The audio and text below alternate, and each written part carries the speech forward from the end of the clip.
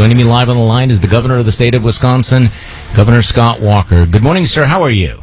Hey, good morning, Charlie. It's a beautiful day. I'm in Wausau and the sun's out. So it doesn't get any better in Wisconsin. Well, I appreciate you coming on the show, and I know that you want to make the announcement about your decision on who you are going to endorse in the Wisconsin Republican primary. Absolutely. After a lot of thought, a lot of time, a lot of prayer about this, I just really decided after all these years of the Obama-Clinton failures that it's time that we elect a strong new leader, and I've chosen to endorse Ted Cruz to be the next president of the United States for three simple reasons. One, I just fundamentally believe that he is a constitutional conservative, and why that's important to me is I know as a governor and talking to other governors across the country, we need a leader in Washington who understands that our founders intended for the power really to be in the states and most importantly in the hands of the people, not concentrated in Washington. And Ted Cruz not only believes that, he's shown he's willing to act on that. Secondly, I think something really important here in Wisconsin, and that is that we've shown, as you well know, Charlie, that we know how to take on the big government special interest and really put the power back in the hands of the hardworking taxpayers. That's something, again, that Ted Cruz has not only talked about in this campaign, I think probably more than just about anybody out there in Washington, he has shown he is not afraid to take on the big government special interest, even sometimes when they're aligned with our own party. He's not afraid to take on those interests, and that's exactly what we need for president as well.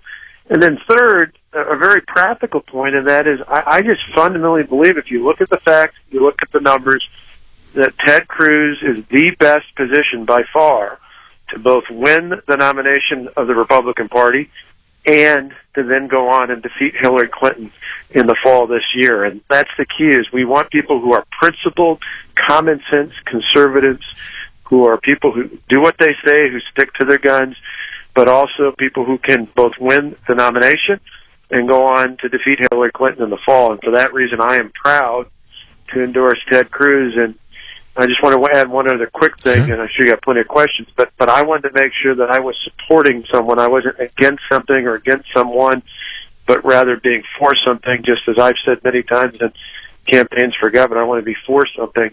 And after a lot of time looking at speeches, looking at the records, looking at what the candidates not only say, but what they have done in the past, it was an easy call for me to support Ted Cruz. Okay, I'm really struck by your endorsement in the sense that I expected that you were going to make an endorsement in order to block Donald Trump from winning in Wisconsin, but you sound like you're all in on Ted Cruz.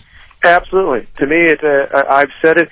I said it on the campaign trail for governor. I said it last July when I threw my head in there for a while for president, and I said I think Americans want to know what you're for, not just what you're against. And for me, I spent a lot of time and a lot of prayer and a lot of thought about this and really just fundamentally looked at this. I had to make a decision first whether I wanted to endorse or not, having been in this fight before, and secondly, whether or not if I did, who that would be. And for me, just looking at all these facts, but just on a personal level, I got to tell you, in a way that I don't think a lot of Americans have seen, I got a chance. I didn't know Ted Cruz well before the campaign this past year.